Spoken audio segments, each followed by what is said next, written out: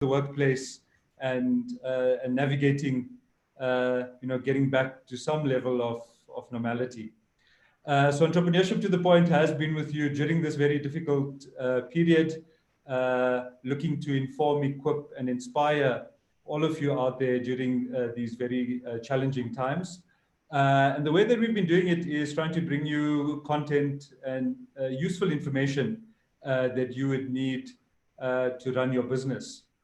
And I think during this period, it's yes, it has been challenging. There have been a number of developments, both positive and negative. Even if we look at the infection rates currently, which seem to be escalating, so things are starting to hopefully get back to a level of normalcy. But the debate is always, what does normal look like as we get out of this situation? Over the past couple of weeks, we've been having various conversations in terms of assisting entrepreneurs out there. It's really been around informing entrepreneurs, around bringing you information around the various schemes out there, relief schemes.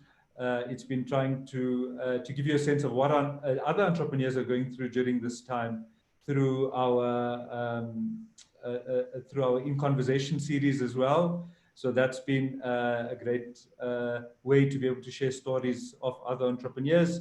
And of course, we've then had our Inform series, which is what we are bringing you today, to share useful and important information as you are getting back into the workplace. So it gives me great pleasure this morning to invite Abdul Bakas, who is an attorney. And Abdul is going to be taking us through what are the challenges now that we need to look at from a contractual perspective as we are getting back into the work environment.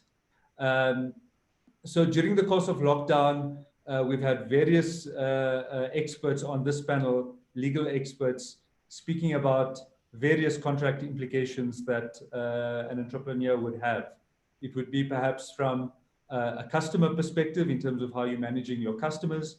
It may have been from a supplier perspective and what kind of obligations or contractual contracts you may have had in place via SLAs. And of course, even in terms of staff, contracts of employment with staff. What are the kind of implications that one would have needed to look at, going through this very difficult and uncertain lockdown period? As we get into level 3, I think it's important to start planning around how do we take things from here. And from a contractual perspective, we've heard terms like force majeure and other legal implications that contracts have, which may or may not have actually catered for this kind of uncertainty that we know as COVID-19. So as we go forward, it's going to be important for us to plot a path of how do we start to gear ourselves from a legal and a contractual perspective, and what does that mean for us?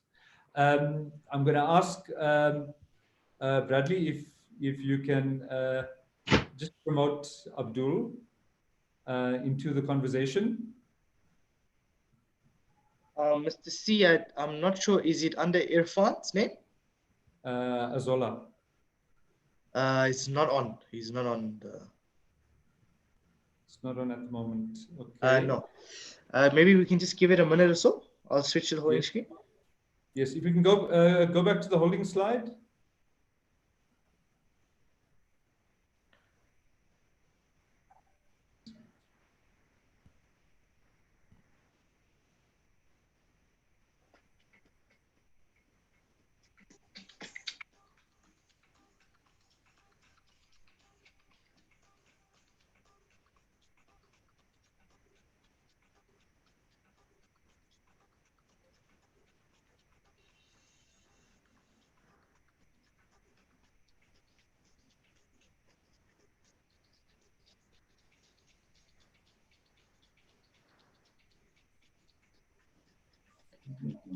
Start your video.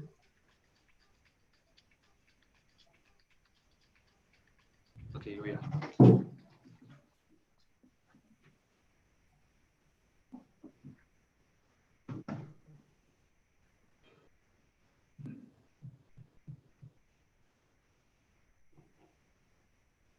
Thanks, Abdul. You can go ahead. Thank you. Sorry, sorry for that. Thank you, Abdul. Apologies for the technical difficulties. For everyone on the call, I think we're back now and we are ready to go. So I would like to introduce everyone to Abdul Bakkes. You'll see him appearing as my name. And the reason for that was we had to just improvise with some technical savvy. So Abdul, welcome to Entrepreneurship to the Point. It's a pleasure having you on the channel this morning. If you could maybe just start off by giving us a brief introduction to Bakkes Attorneys and what you guys are all about and what do you do? Thank you, Desigan. Morning to you and morning to the viewers. Bakkes Attorneys is a sole proprietorship in Killarney, Johannesburg, largely a litigation law firm and specializing in contractual and labor disputes. The firm was established by myself, and we currently have 3 associate firms that we engage with as well. I think the specific webinar came about from experience in the current climate and discussions with Property Point, and that led to the context and the specific topics that will be dealt with today. Yeah, absolutely. So Abdul, as I mentioned earlier, you know, there's been a number of discussions that we've had on the platform a couple of weeks ago from other legal experts, focusing on the challenge that we had encountered and how entrepreneurs need to be approaching the challenge around COVID. And I think as we're coming out now into a level 3 lockdown scenario, there may have been certain arrangements that would have been concluded during the lockdown period. Entrepreneurs are generally opportunistic. And I think as a result also of the country not being able to import a lot of goods and services, there has been quite a reflection on localization and to provide services locally. And I think for aspects like medical equipment, PPE, sanitizers, masks, etc., there's been a burgeoning sort of market that has now arisen in terms of supplying these kind of services to the market. And perhaps during that period, entrepreneurs would have seen the opportunity and tried to see how they could, structure an appropriate kind of arrangement to perhaps supply some of these goods and services. And that may have been conducted in a certain way.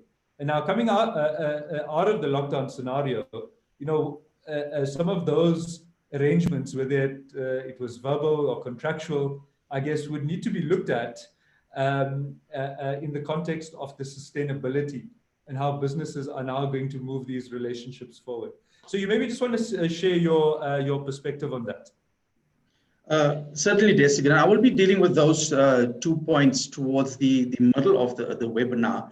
What I'd like to begin with and what the first topic on the agenda was is existing contracts and implementing force majeure, as well as the possible pitfalls. So, Desigan, if you're fine with it, I'd like to begin with that and then proceed in terms of the agenda that has been provided. Yeah, absolutely. Thanks, Abdul. Thanks, Desigan. So for the benefit of our participants today, a force majeure or vis major, vis major, act of God are terms used interchangeably, and it specifically relates to an unforeseen or superior force, event or circumstance that takes place, which renders it impossible for contracting parties to comply with their duties in terms of the contract. Now, this has been somewhat of a buzz term recently, and even our president, Mr. Cyril Ramaphosa, in his second or third address referred to the term as well, and it actually asked that specifically businesses avoid implementing this. Now, there's a lot of misunderstanding also around this, which I'd like to clear up. And the first point is that it doesn't apply to everybody, even though there has been a lockdown. And that is because South Africa has the different levels of lockdown, and from what we initially called the hard lockdown, the phasing in. So I'll be dealing with those specific aspects. and also what you need to be wary of. Now, the first aspect I'd like to raise is that even if a vis majore is applicable, it is not an automatic termination of a contract or an agreement. If there is an agreement which contains a vis majore or force majeure clause, it generally would either limit the effects of non-compliance by the parties, or if possible, delay performance to a specific future date when the parties are able to perform, or lastly, if it's completely impossible and for some or other reason performance cannot be delayed, then the agreement would be terminated without penalties. In addition to that, there is also in law, what we call common law, an unforeseen event or a supervening event, which in terms of vis majore would also be applicable, but the test is a little bit different. This specifically requires the party raising the supervening impossibility to prove that it was not possible for them to comply with the contractual obligations. Now, from a current perspective, the relevant dates and what's going to be important for the participants today is that on the 15th of March, our president declared the state of disaster in terms of the applicable legislation, and thereafter we began with the first phase of the lockdown, which was on the 27th of March. The first thing that needs to be established by any party who believes that they are able to enforce and implement a force majeure or an unforeseen supervening impossibility is, was it actually impossible for you to comply with your contractual obligation? And the key term here is impossible. It should not be that it was merely a little more onerous or difficult for you to comply, or it would have been a little more costly for you to comply. And an example would be if you, for whatever service you were providing or whatever obligation you had to comply with, would have to go out over the lockdown period and obtain a certificate for essential service from the CIPC, obtain a permit to travel, maybe pay a little bit more for transportation. That is not an impossibility. That is an inconvenience that makes it difficult for a party to proceed, but it's not an entirely impossible task. In order to implement this, it might have been entirely impossible for you as the contracting party to perform what was required of you and your duties. And the second aspect of that, which also needs to be considered, is the impossibility should not have been self-created. For example, if you got wind on the, I think it was around the 25th of March, that there is going to be a lockdown and the lockdown is going to be implemented from the 27th, had you intentionally delayed performance so that you could utilize a vis majore or force majeure clause, that is not an impossibility. That is something that has been self-created, and the party raising that will actually fall short in terms of a force majeure. Now, if I could intervene just for a moment. So typically these, and in the case in point around the COVID scenario, to what extent would something like that have already been in contracts? And I know from the explanation, you know, some of these things can't be anticipated or not clearly articulated. And certainly we can argue around why it shouldn't be that. But typically, are these kind of aspects structured into legal agreements? And if so, how? Thanks, Desigan. In terms of legal agreements, most of the agreements that you would go through, whether it be for a contract, whether it be for a banking account, whether it would be for an agreement between parties contracting in business, will contain a clause of this nature. It's only come to the fore recently because it's the first time in current days that we actually living through a plague, for want of a better phrase. and where it becomes applicable. So in most contracts, it is included. But as I stated, that there is also, if the contract does not contain the option of raising a supervening impossibility, where that is actually the situation and it was impossible for the party to proceed with compliance. Okay, great. So for our viewers that may have joined, we're speaking to Abdul Bakas this morning, who is an attorney at Bakas Attorneys. And Abdul is taking us through what is the scenario for us as we get into the lockdown 3 scenario in terms of contractual obligations, and what are the things that we should be looking out for. Just like to remind everyone to please post any questions that you have on the chat function at the bottom of your screen. So please do engage, and we will get Abdul to answer some of those questions as we move along.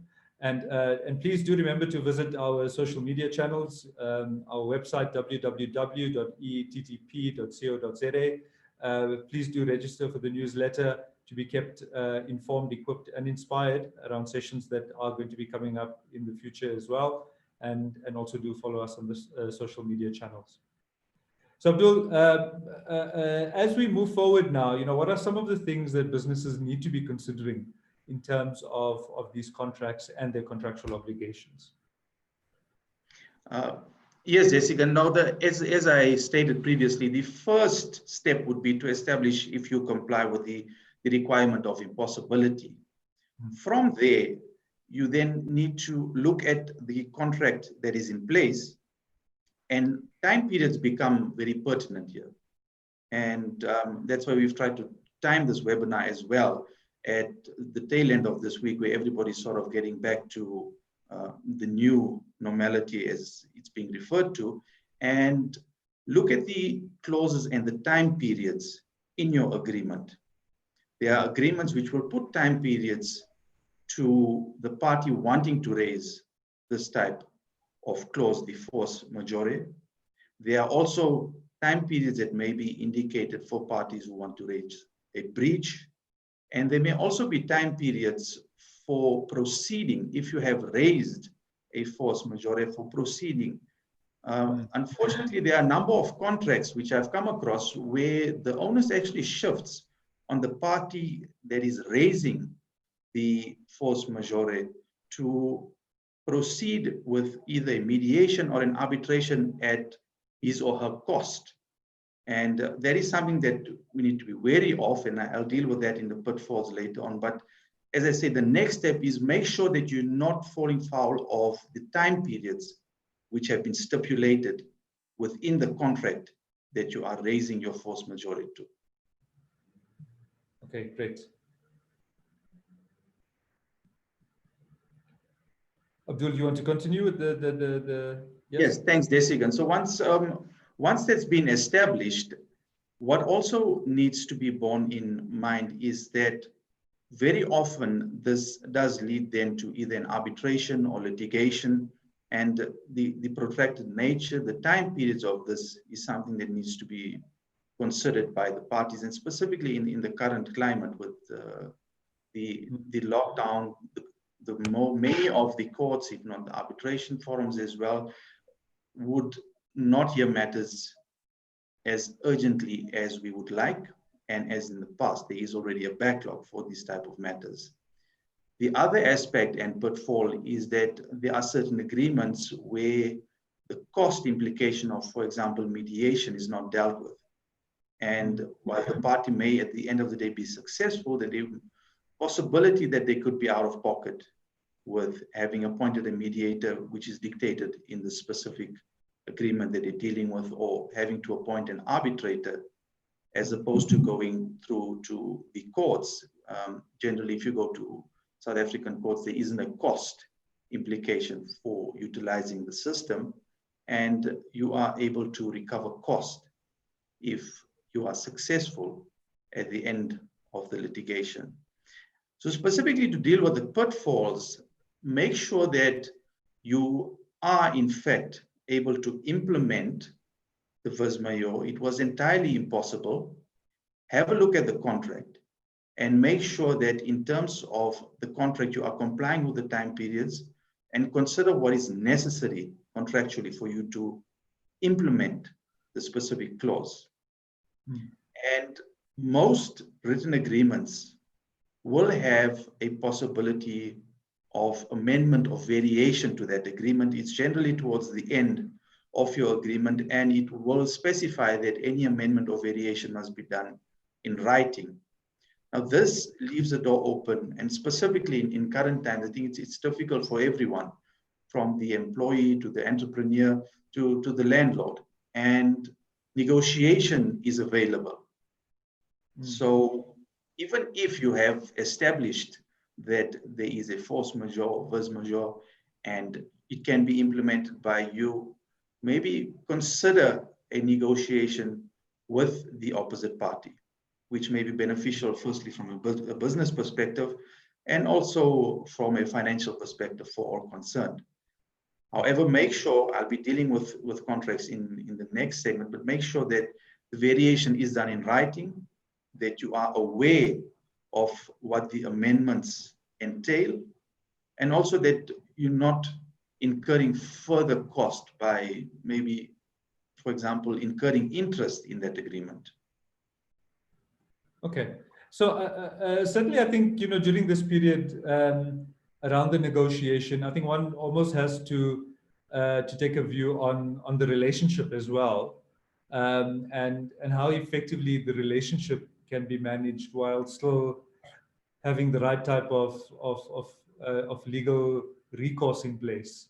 So just maybe your perspective during this period, Abdul, as well, just around the building of relationships, because I think it can be a very frustrating period for entrepreneurs and for various other people around the entrepreneur at the same time, just given the difficult circumstances. But in engaging from a contractual perspective, ideally you would want to come out with a win-win kind of scenario, but it's not always the case. And yet at the same time, you may need to also be mindful of the broader relationship that you're having. Just your perspective on that. Thanks, Jessica. Yes, certainly you don't want to go around burning bridges at this point in time. Contractual relationships, working relationships, these are all necessary and specific to go ahead. And the over and above amending the agreements, the parties could also reach some kind of agreement in relation to delaying, and specifically record that performance or the required service or the required product will be provided at a later point in time, at a later date. And unfortunately, the reality also is that there are just certain companies and certain individuals who have contracted, but will not be able to comply as a result of the lockdown.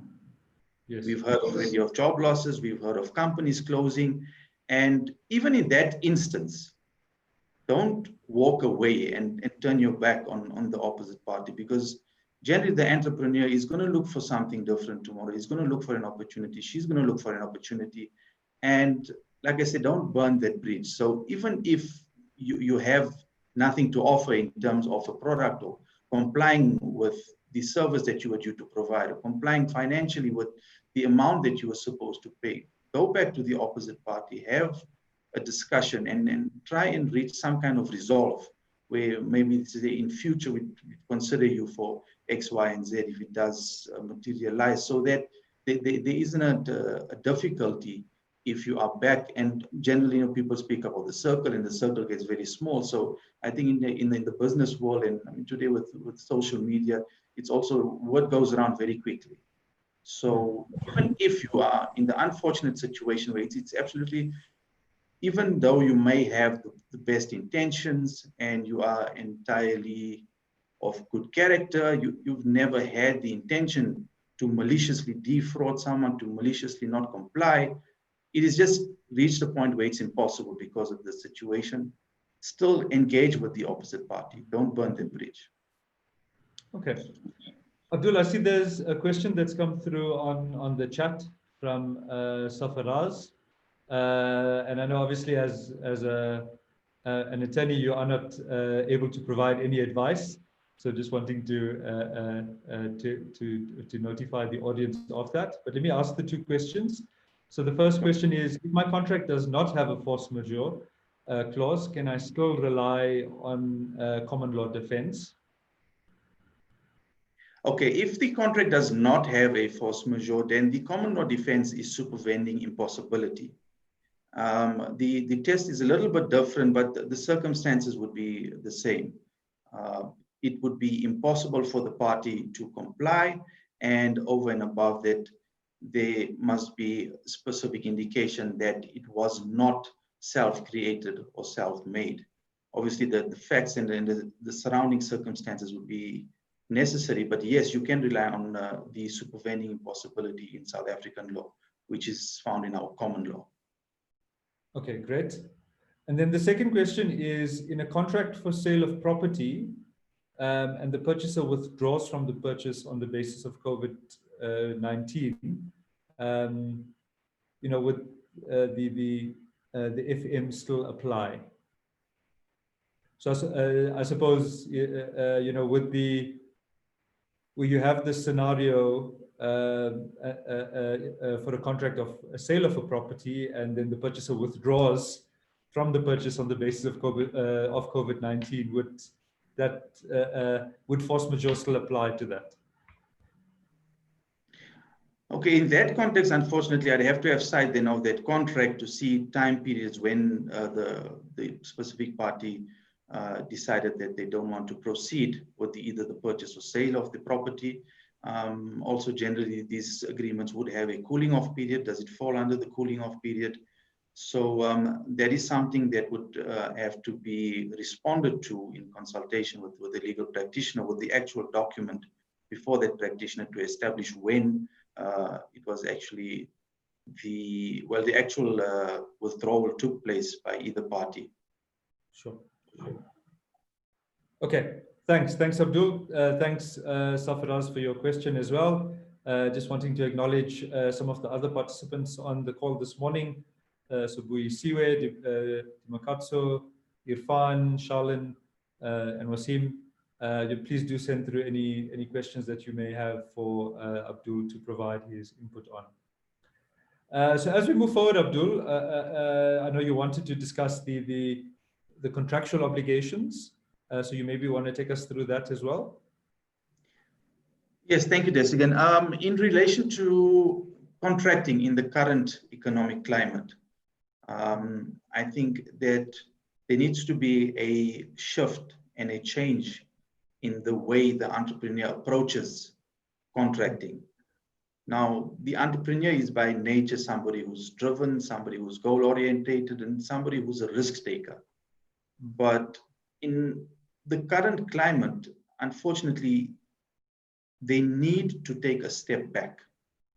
And that is specifically necessary because of, over and above the difficulties that are prevailing right now, is not getting yourself into a situation where you actually left shortchanged.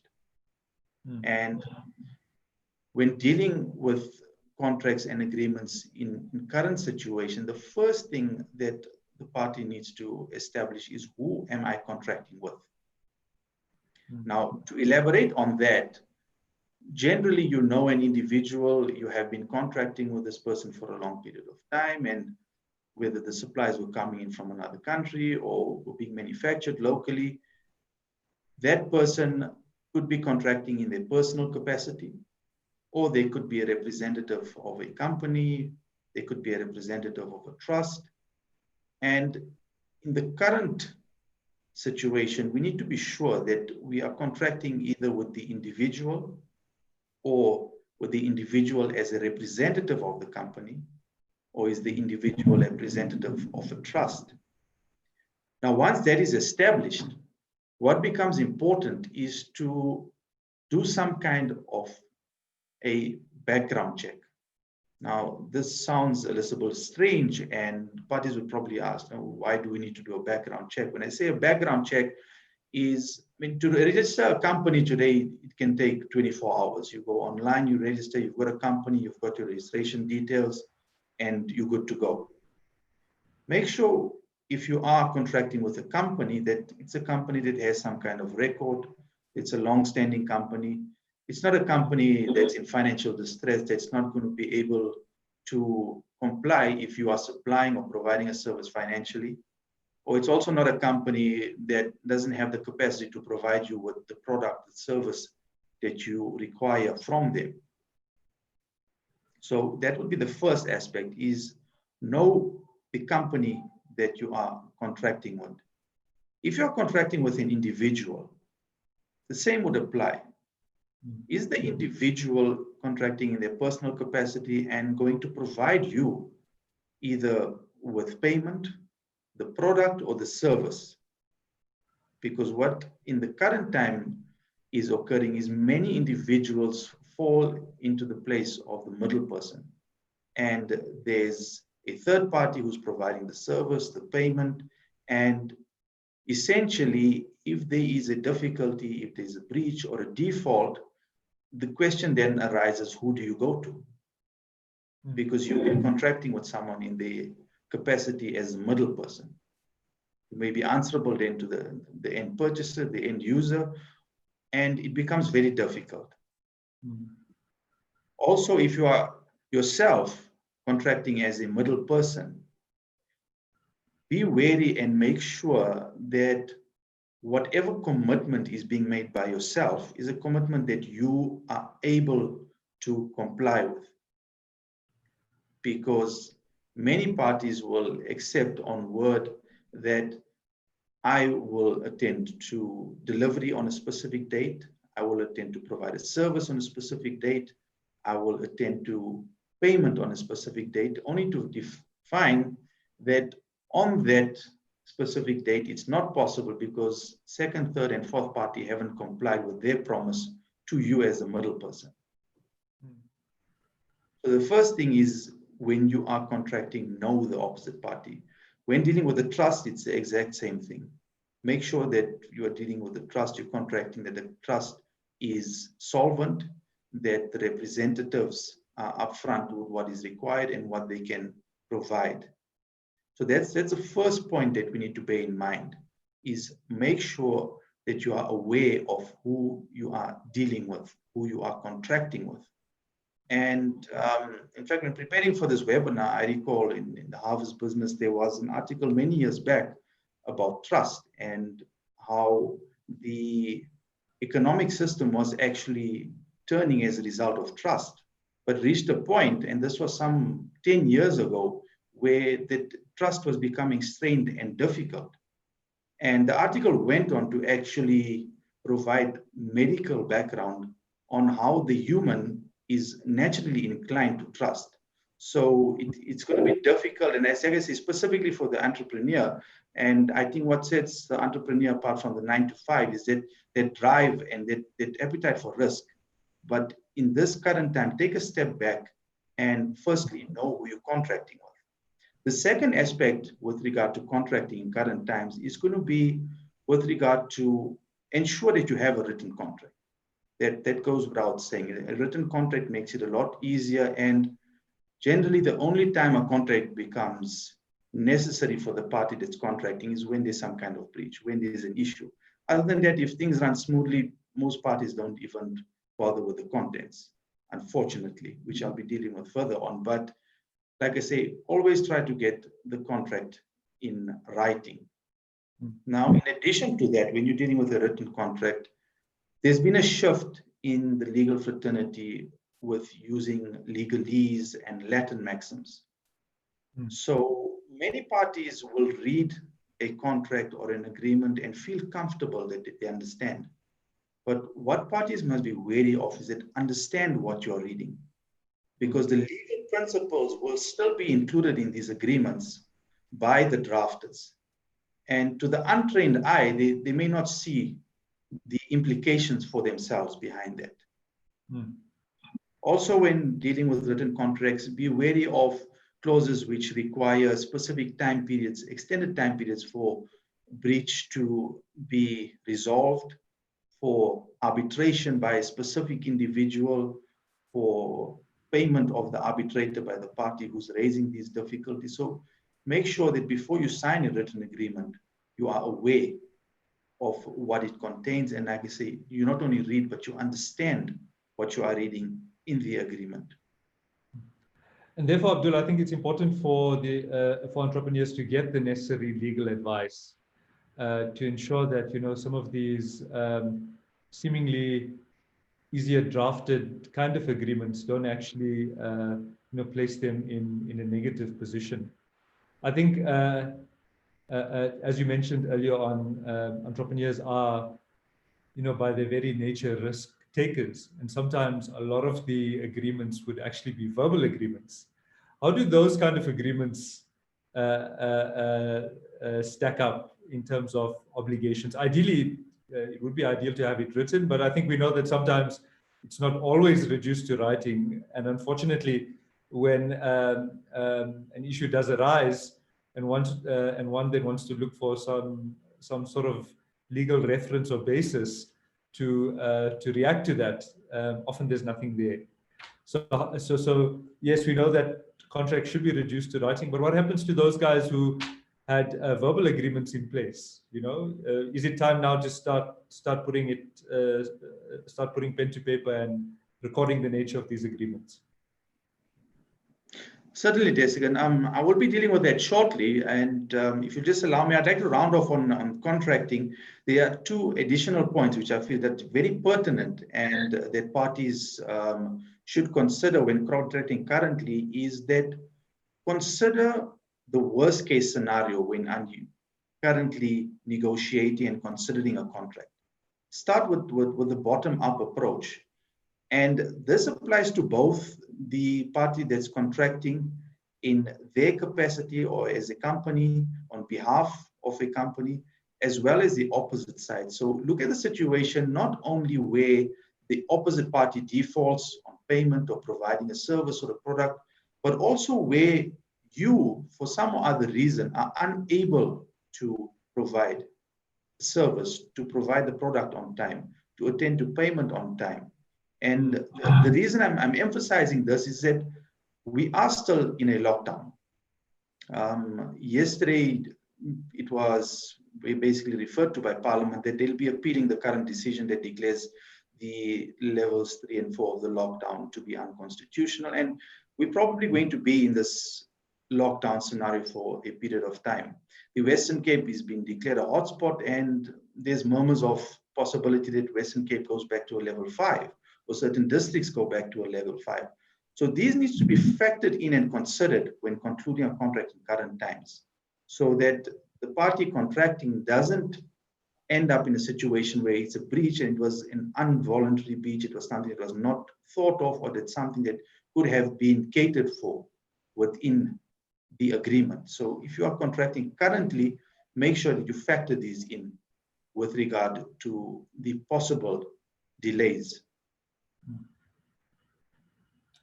I'll then go on with regard to your question with relation to the verbal agreement. Yes. South African law does... Just go back, sorry, apologies, just to go back to the 4 points. So it was know who you're contracting with, either from an individual perspective or from the example of a trust or an entity. Always understand the contract, make an attempt to understand the contract, and ideally you'd want it reduced to writing. The third step was always to consider the worst case scenario from a contracting perspective and how some of the current challenges may inhibit your performance. I may have missed the last one. Sorry, I may have missed the 4th point that you had said in terms of factors to consider in the contract. Yes, the factors, like I said, with the current situation, and I think the main factor for me is that work into the contract the possible pitfalls, possible delays. Okay. So when you are contracting, work that into the contract in the current scenario. Make sure that you cater for these eventualities. Okay, so the possible pitfalls and delays you want to factor into the agreement or into the decision making around the agreement. Specifically under the lockdown period. Yes. Okay, great. Thank you.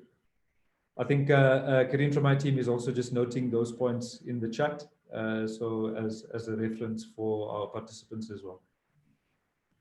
Thanks, Abdul. Sorry, before I interjected, you mentioned the verbal agreements. You'd like to touch on that? Yes, correct. That would be the last topic that I deal with. And if for whatever reason you are currently party to a verbal or an oral agreement, South African law does make provision for two types of agreement, the one being your written, and secondly, it's your oral or verbal agreement. Now, what I would advise any party who is currently part of or party to an agreement which is oral or verbal is to make notes. And these notes, I mean, today, either with you, if you have an Android handset, you can make a note on that. You can have a voice recording. The notes you're going to require are who were the parties that contracted, what was the agreement that was reached, and when and where the agreement was reached. Okay, so you said it was who are the contracting parties, what have they contracted for, and when was the agreement reached? Correct. So this is similar to your written agreement, but the reason you want these details and to record the information is if for whatever reason you need to proceed litigiously with a situation where an oral agreement or a verbal agreement hasn't materialized, this will be necessary in the documents. So in addition to that, what is also required is the date and the time. So make a note if it was concluded on a specific date at a specific time, where what the parties have agreed to. And then in addition to that, generally parties don't discuss what we refer to in law as a breach. But if, for example, there is a discussion around if I can't provide X, Y, and Z on the 1st, I'll provide it on the 5th or the 6th. That's sort of considered, okay, that's the time period for the opposite party to comply and to provide. And if beyond that date there isn't compliance, there is a breach. So make a note of these type of discussions as well. If you had a discussion and said, well, you know, we're getting closer now. You've got the oral agreement. You're getting closer to the time where the parties need to either attend to payment or the parties need to deliver. Make sure that you make a note of this, that it was told to me or it was referred to in an email, and I'll be getting to those now, that compliance will occur on the 1st, the 2nd, the 5th, whatever it is. And if possible, also discuss what happens if you can't comply on that specific day. Even if it is just a verbal discussion, make a note of that as well. So essentially getting as much information from the parties around what will occur, when it will occur, and what will happen if there's some or other difficulty. And then touching on, as I referred to now with an email, in terms of South African law, there is electronic communications legislation.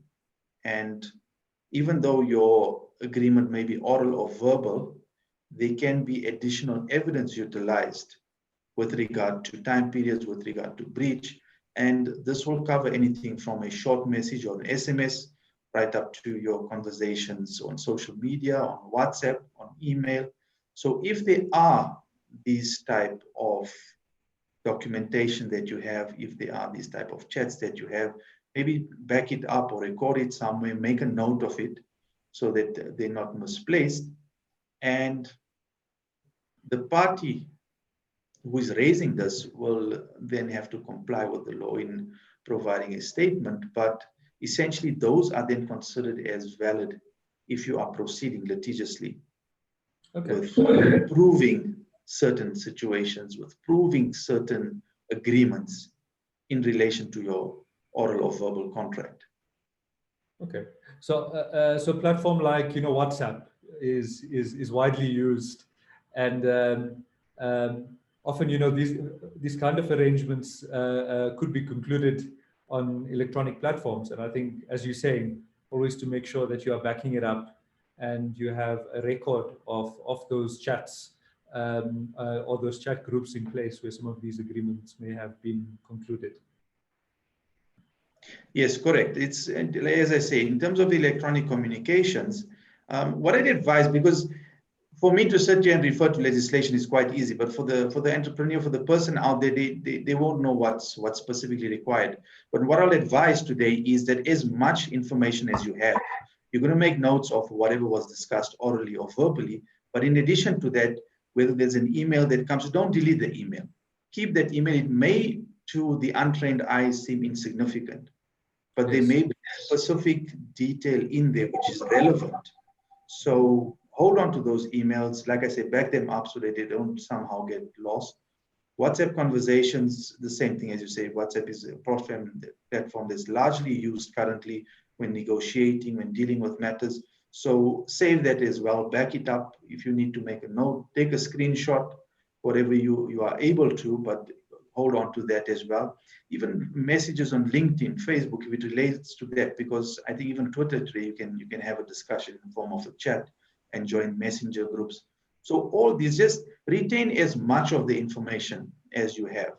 And do this even though things might be running smoothly at this point in time.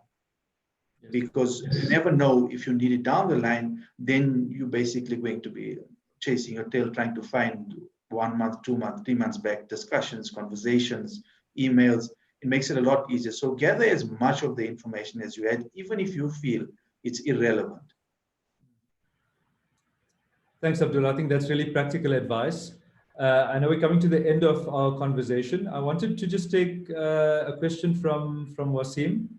So Wasim's question is, during the current pandemic, there's been a rise of agents selling PPE on behalf of suppliers and/or buyers.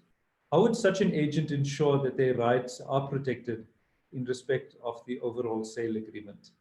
And I think there's probably a lot of examples like that out there.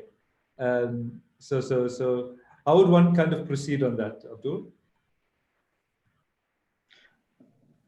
Thanks for that question. Desigan, in terms of, and I think we did touch on it, and you also touched on it in your intro, everyone knows someone who's selling a mask, who's selling a sanitizer, who's selling a sanitizer stand.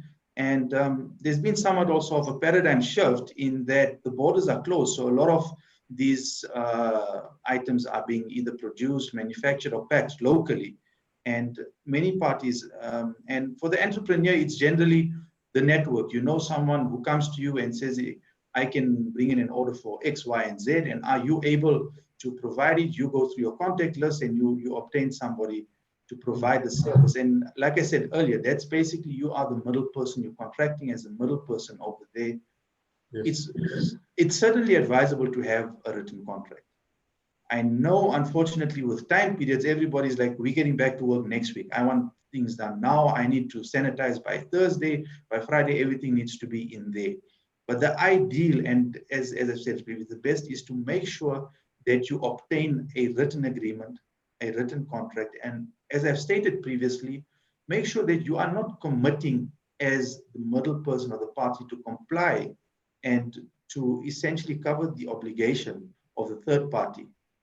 So you don't want to sit with a situation where the product, for example, a stand is manufactured, which holds a specific sanitizer, and the individual comes to you and says, okay, I've got your 100 stands, and you contact the party that you were hopeful would purchase it, and they say, well, sorry, we found it $5 cheaper elsewhere, and you got that. Because essentially in that situation, your contract and your relationship is with the manufacturer. The manufacturer did not contract directly with a third party in relation to the order, in relation to the purchase order.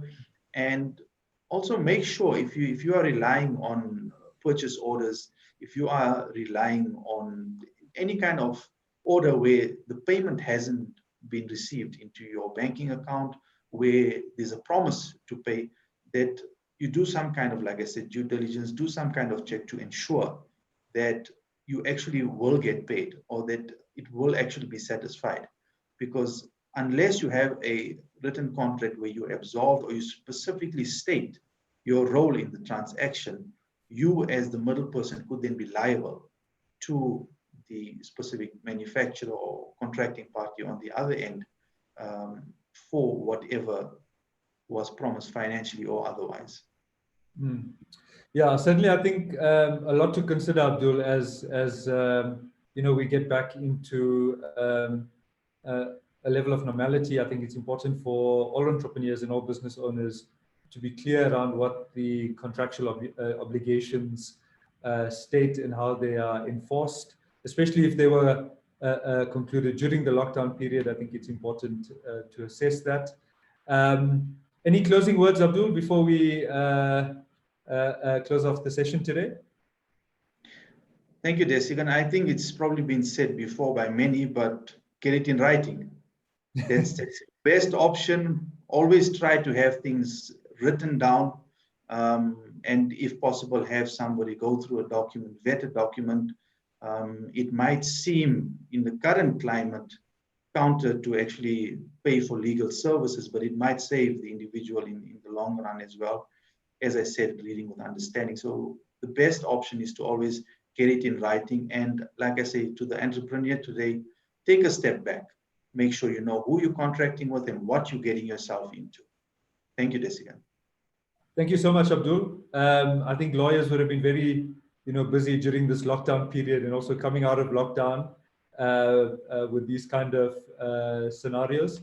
So on behalf of Entrepreneurship to the Point, thank you very much for taking the time out this morning to come and share your wisdom with the entrepreneurs out there. It certainly is a difficult space to navigate in, but I think as you've articulated so well, some of the basics need to be in place around how one contracts, the ability to know who you're contracting with, what are you contracting for, the time period, and certainly then to make sure that actually you are able to deliver. You need to be able to have that that real sense of what can be done or not. So thank you so much, Abdul. I'd like to thank our participants this morning for joining the call and for taking your time out to listen to this important conversation.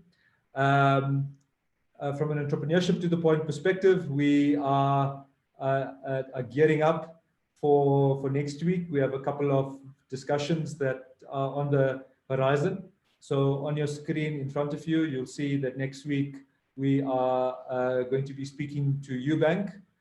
So Sean Tennyson is going to be hosting the CEO, Lutando Vutula, around their Township and Rural Economy Fund and what that entails. So, so please do join us for that. And of course, please do follow us on social media, sign up on our website to our newsletter, www.eTTP.co.za, to be kept in the know around conversations that are coming up. I think as we are getting out of this lockdown period, we realize that a lot of people are now back at work, and it may be difficult to get access to the sessions during the day. However, please do visit our YouTube page, where all the sessions that we've had, in fact, even the session that we've had now, will be recorded and available on YouTube. Just want to wish everyone a great weekend. Enjoy the weekend, have a relaxing weekend. It's been a busy week adapting to our new normals, and just take the time out to get some rest. Thank you very much, everyone. Enjoy the rest of the day.